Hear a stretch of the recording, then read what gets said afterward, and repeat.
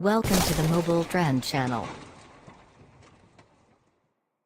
Subscribe now.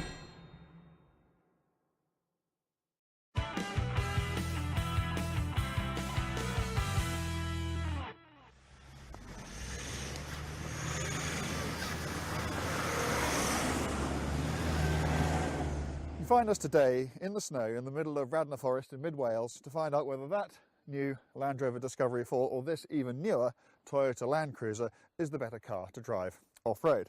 Now we know as well as you that people don't spend £40,000 on cars like this to go off-roading in them. But what they are buying into is the knowledge that even if they won't, their cars will. And so, without further ado, we should let battle commence. There is an old score to settle here.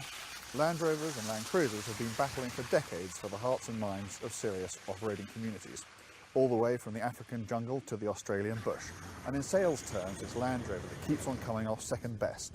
But when the mud, or indeed snow, is axle deep and you're doing all you can to stop push coming to shove, which really is the greatest off-roader of them all? In theory, or if you like on paper, the Land Rover really should have this test licked. We've been doing some digging around, looking up the off-road stats, and we can't find any at all in which the Land Cruiser is better than the Discovery. It doesn't matter whether you measure approach angles, departure angles, ramp over angles, wading depth, ground clearance, in every single measure, the Land Rover is at least as good as the Toyota, usually better. Then again, if you could prove the outcome of a test like this just with statistics, there wouldn't be much point coming out here at all. Just don't expect the Land Rover to have it all its own way. We're in the Land Cruiser now. From the moment you get through the door, you're aware that it has this rougher, tougher feel to it.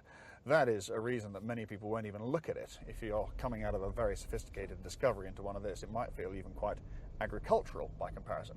Others, however, will look at that and think, actually, that's the reason this thing is going to do 200,000 miles without any problems at all.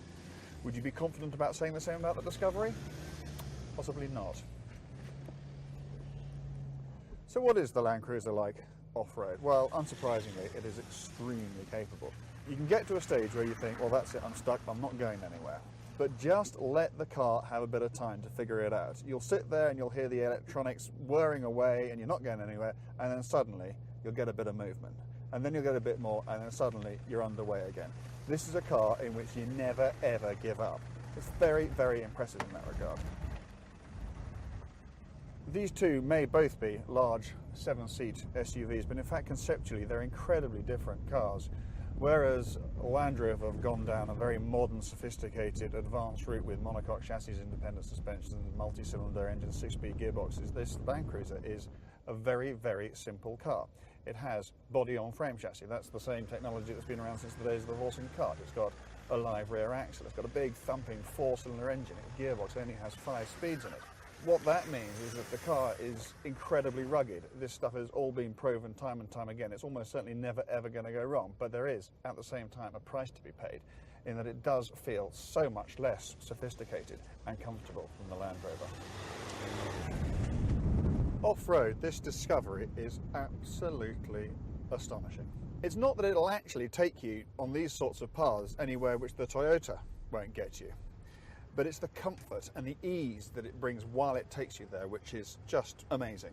You sit here and the ride is like that of a limousine when you're going over the most absurd terrain. It just makes your life so much easier.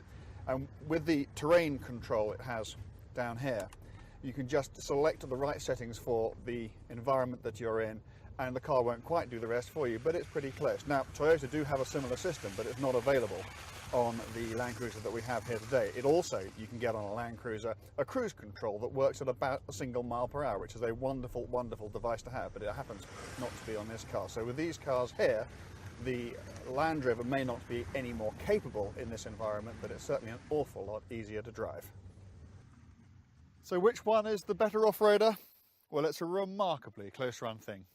We've been in this forest for most of the day now, and not once did one of them go somewhere where the other wouldn't follow. If one got stuck, the other got stuck.